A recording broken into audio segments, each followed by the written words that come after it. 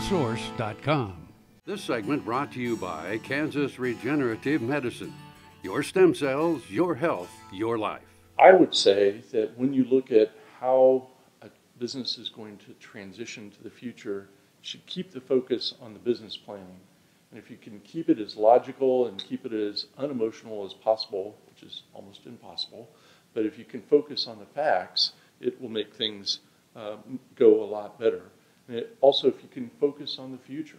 Most people can agree that we want our business to continue to move forward into the future, and how are we going to assure that?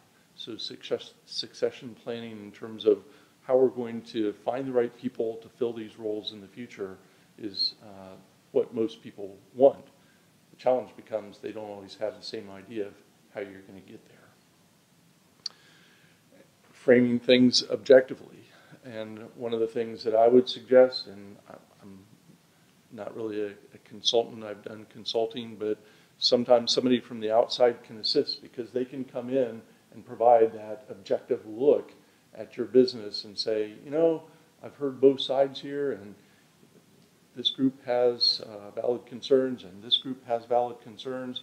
Here are some things that we could take to move forward.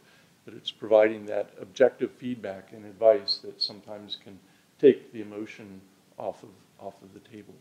But the bottom line is it's the focus on the future and how we're going to get from where we are today to where we want to go in the future related to people helping to run the business. So a business plan, I'm sure many of you have a business plan. Oftentimes we talk about a short-term strategy and long-term strategy, but oftentimes the succession plan is not part of that business plan. I would make the argument here that that would be something that you should consider adding to your business plan, and it involves outlining the vision with specific goals and strategies, and then looking at the people within your business. Outline each person's role over the next several years, including those who might enter or exit the business.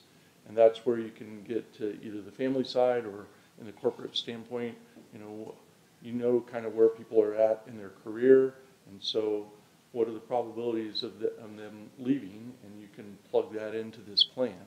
And then listing these expectations about changes that may occur over time. So the bottom line of what we're talking about here is trying to look at succession planning or moving forward into the future as objectively as you can, and laying out, okay, what are the pieces of it? Where do we want the business to go? Who are the players?